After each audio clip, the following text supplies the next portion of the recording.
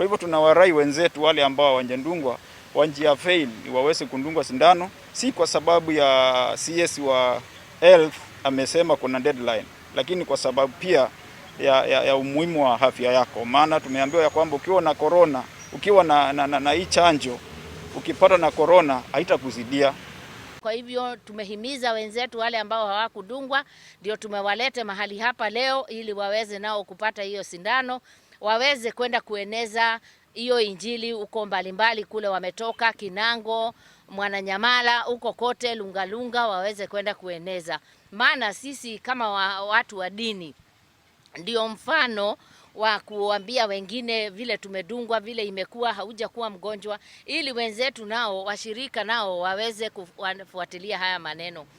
Tulipata kazi ngumu sisi kama wahubiri wakuu wao, kwamba ilikuwa hatujajitayarisha, tulikuwa hatuna viosha mikono, tulikuwa hatuna vipima joto. Sasa ikawa tunapata changamoto. Kwa hivyo tunaiomba serikali kwa jambo hili kwamba ni sawa kueleza waziri, lakini aweze kutupatia kipindi kirefu ambacho tutaweza kuzungumza na waumini wetu.